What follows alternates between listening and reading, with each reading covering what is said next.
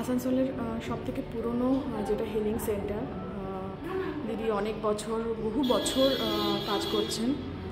সবথেকে পুরনো এবং প্রতিষ্ঠিত হিলিং সেন্টার সর্বাণী দত্ত।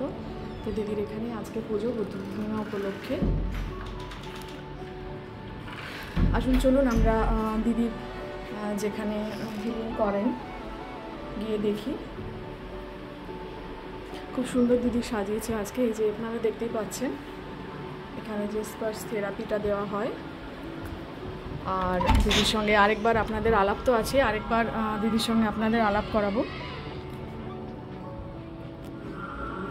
এই রুমটার সাথেও আপনারা পরিচিত, আগে দেখেছেন। তো আজকে একটু স্পেশাল, কারণ দিদি খুব সুন্দর করে সাজিয়েছেন রুমটা। এখানে ঢুকে কিন্তু একটা মানসিক শান্তি, একটা তৃপ্তি পাওয়া যাবেই।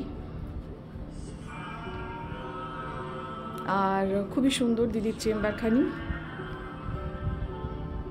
আজকে তো খুব সুন্দর করে সাজানো হয়েছে।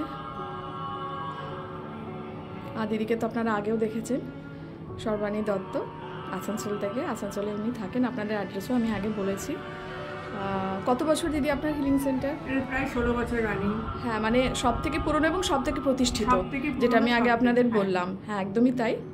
তো দিদির সঙ্গে আমরা একটু কথা বলে নেব।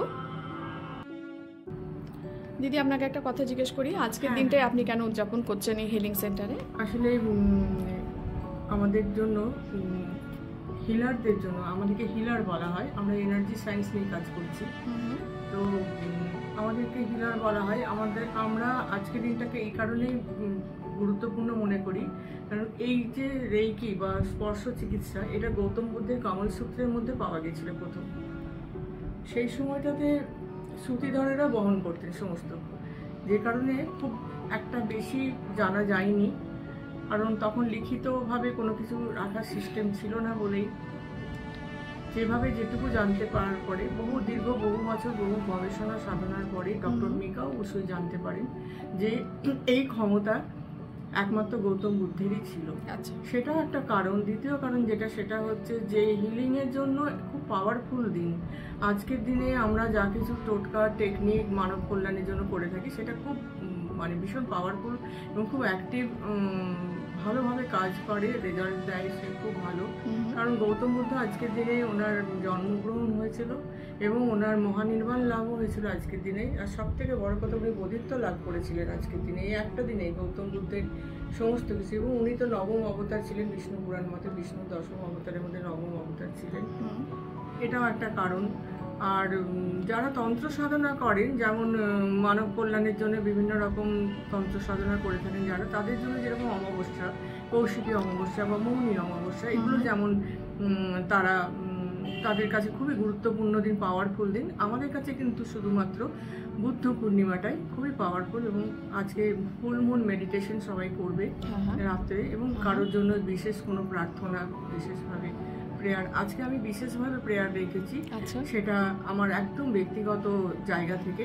সেটা হচ্ছে আমি আমাদের দেশের সেনা ভাইদের জন্য আজকে আমি, কারণ এখন ভারতবর্ষে খুব অস্থির একটা সময় যাচ্ছে, সেনা ভাইদের মঙ্গল কামনা করে আজকে আমি এই প্রার্থনা রেখেছি। এবং রাত্রি 12টার সময় আমি এই প্রার্থনা সম্পূর্ণ নিজস্ব ইচ্ছেতেই আমি এটা করব। বা খুব ইনফরমেটিভ ছিল দিদি ইনফরমেশন, কারণ আমাদের কারোরই এইসব নিয়ে আইডিয়া ছিল না। আপনি সমাজকে আরও এই বিষয়ে, আগেও বলেছি আমি, এই বিষয়ের দিকে আরও এগিয়ে নিয়ে যান। আর একটু ধ্যান ধারণা আমাদের এই বিষয়ে হওয়া উচিত, হোক।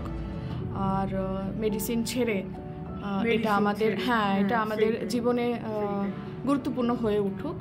আপনি তো অনেক এনজিও বা অনেক প্রতিষ্ঠানের সঙ্গে যুক্ত আছেন, অনেক জায়গায় গিয়ে আপনি হিলিং এবং স্পার্শ থেরাপি যেটা বা রেকি যেটাই বলুন, আপনি তো করে থাকেন। আর সামনে কি কাজ করার আপনার ইচ্ছে, সেটা যদি? আমার যেটা অনেকদিন ধরে আমার মনের একটা প্রবল ইচ্ছে, একটা যেটা আমি বলতে পারিনি, এখন আমি বলছি অন স্ক্রিন, সেটা হচ্ছে যে যদি কোনো অর্গানাইজেশন এগিয়ে আসে, বা একজন কেন, 2-3টে অর্গানাইজেশন মিলে যদি অর্গানাইজড করে গ্রুপ হিলিংয়ের। আমাদের গ্রুপ হিলিং একটা খুব গুরুত্বপূর্ণ একটা ভীষণ পাওয়ারফুল একটা প্রসেস আছে। অনেকজনকে একসাথে হিল করা যায়। একটা হল ভর্তি 1000, 1500, 2000 যতজনই থাকুক না কেন, তো গ্রুপ হিলিংটা তাতে কি হচ্ছে, তাদের হিলিংটা হচ্ছে, আর তাতে mind, soul and body purification হচ্ছে, মাইন্ড সেট হচ্ছে। মানুষটা এখন নানা রকম অস্থিরতার মধ্যে দিয়ে যাচ্ছে, ডিসিশন নিতে পারছে না, কনফিডেন্ট লেভেল 0 হয়ে যাচ্ছে, নানা রকম কনফিউশন ক্রিয়েট হচ্ছে। তো এইগুলোকে সেট করার জন্য, ব্যালেন্স করার জন্য গ্রুপ হিলিংটা খুব দরকার। গ্রুপ হিলিংয়ের সাথে সাথে আমি মেডিটেশনটাও করিয়ে দেব। একদিনের একটা প্রোগ্রাম যদি কেউ এগিয়ে আসেন তাহলে আমার এই ইচ্ছেটা পূর্ণ হয়।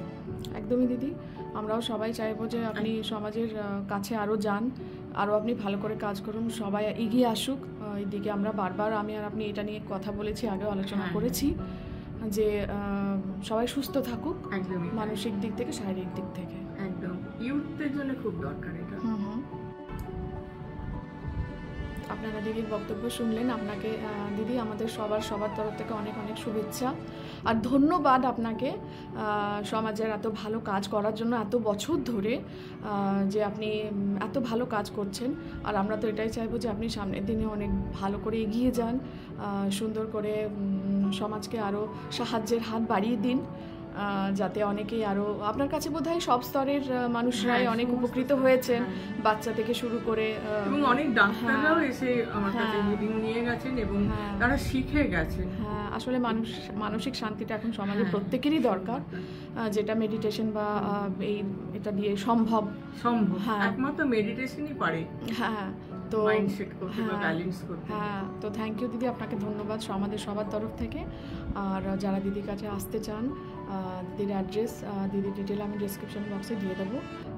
আপনারা আসুন আর নিজেদের সুস্থ রাখুন, ভালো থাকুন।